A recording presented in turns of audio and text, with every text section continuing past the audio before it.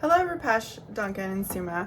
My name is Caitlin Boyer, and I'm a nurse practitioner. I understand this is a challenging situation, and I want to clarify why inpatient is so important for Rupesh in this situation and the risk of detoxing off of Xanax on his own.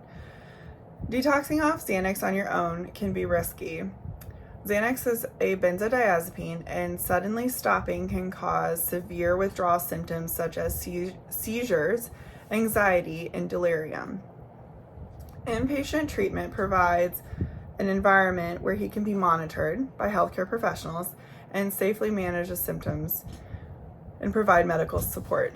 There are nurses and medical providers, behavioral health specialists, that can monitor Rupesh during this difficult time, and there are other medications that can be given to help with withdrawal symptoms and dependency.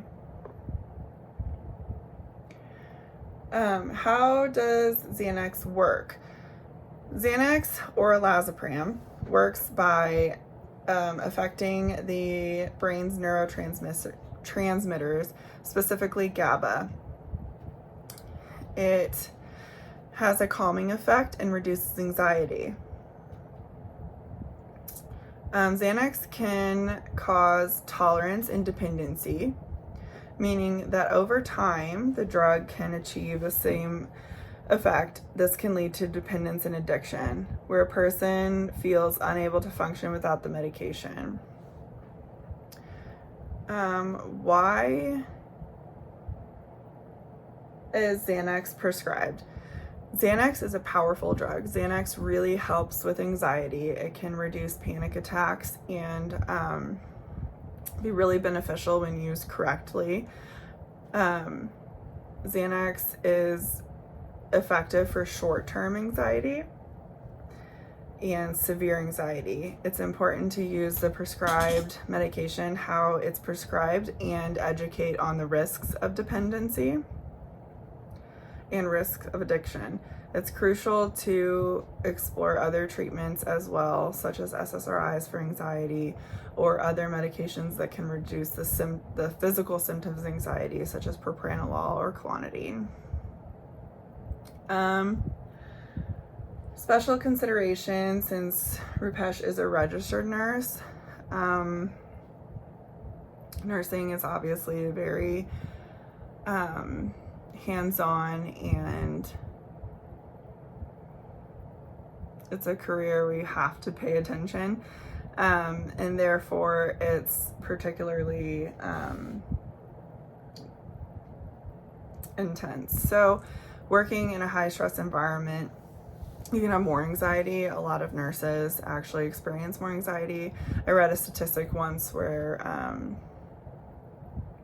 it was like 75% of nurses will experience new onset anxiety within the first 4 years of nursing. So working in that kind of environment can exacerbate and also cause more misuse of medication. There is a professional responsibility and safety we have to consider for nurses while they're taking care of patients. Treatment is not only important, but it's imperative for nursing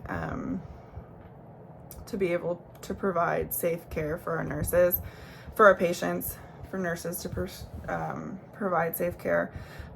So not only is it important to consider his profession, but also make it an environment where they feel safe to report and seek help, because like I said, the dependency can be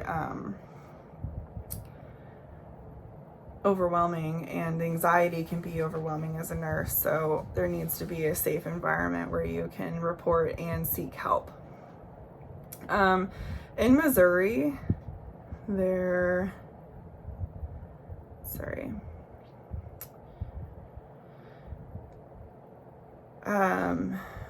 Missouri, there's many rules and regulations designed to protect the public and the nurse's ability to practice. So the Missouri State Board of Nursing oversees the licensure. If nurse is found to be impaired by substance abuse, including benzodiazepine dependency, the board has the authority to take disciplinary action, including suspension. I know in the state of Missouri, we do a 2-nurse wasting process or returning process. So if there's any benzodiazepines, controlled 2 substances such as opiates as well, 2 nurses have to waste the medication. We experience that a lot. I work as an IC nurse, so we experience that a lot in the ICU. There's also an impaired nurses program in Missouri. It's referred to, it's an alternative to discipline program. There's an assessment process, treatment and monitoring with workplace restrictions. So you don't necessarily immediately lose your license, but there is a process that you have to go through with treatment. And there's also the confidentiality aspect of that. So,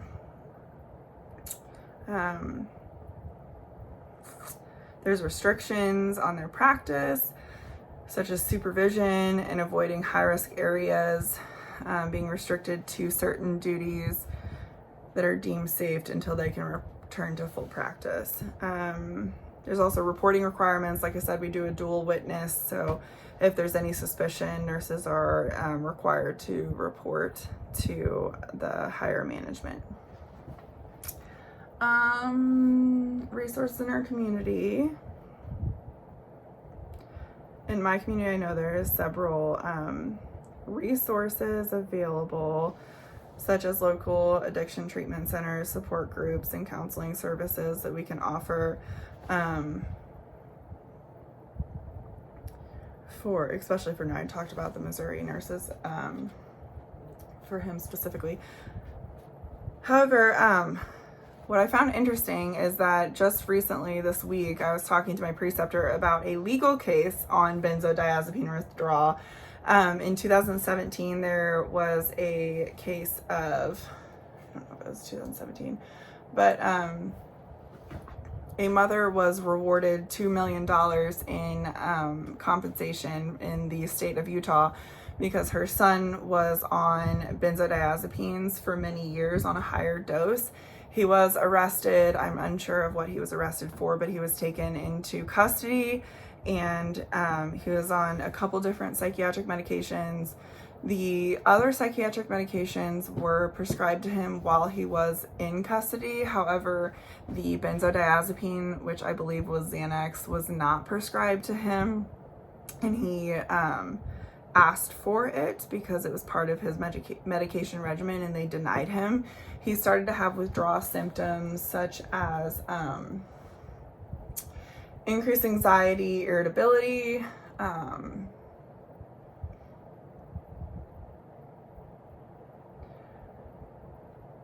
it was clonazepam, not Xanax, but he was taking it for nearly a decade. This was in 2013, and they did not provide the medication for him. So there was medical malpractice. He ended up having seizures and dying in custody of the Utah jail system. And in July, so this is very recent, July 2024, his mom was rewarded $2 million in damages because he died of a seizure of benzodiazepine withdrawal when he was denied his medication that he was prescribed. So I thought that was interesting. Again, his name was Jeremy Oss, and this happened in July 2024 with the court date. So as an ICU nurse, I have experienced patients with benzodiazepine withdrawal many times over, patients who are on clonazepam or Xanax at home at higher doses, and they're discontinued when they're admitted to the hospital. They start having increased heart rate, irritability, oftentimes dismissed by physicians. There's many times where I look over their home medications and say, hey, like, they've been on these medications at home, and I think these symptoms are related to it.